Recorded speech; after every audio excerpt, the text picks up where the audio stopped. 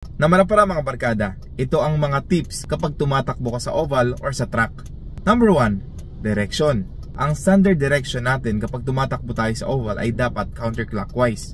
Ngayon naman kapag tumatakbo ka sa oval at majority ay tumatakbo clockwise, pwede kang sumabay. Pero kung susundin natin ang direction na standard sa pagtakbo sa oval ay counterclockwise. Number 2, lanes. Ang 1 and 2 lanes ay para sa mga tumatakbo ng mga babibilis, especially yung mga nagtitraining ng speed runs. Ang lane 3 hanggang 6 ay para din naman sa mga tumatakbong naka-slow pace. Slow pace ibig sabihin tumatakbo pa rin pero tuloy-tuloy.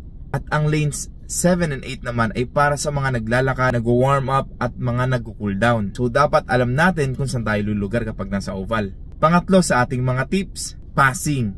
Ibig sabihin kapag may lalagpasan tayo na ibang runners, mas maganda kapag nasa likod ka ay sasabihin mo na on your left or track. O pwede naman sabihin mong nasa kaliwa po ako padaan para naman maka-adjust siya patungong right para hindi kayo magkabanggaan o para maging aware siya na mayroong tumatakbong mas mabilis dito sa kaliwa niya. Kaya naman sa mga beginner runners sa tulad ko, sana alam natin ang basic rules at syempre ang etiquettes pag tumatakbo tayo sa oval.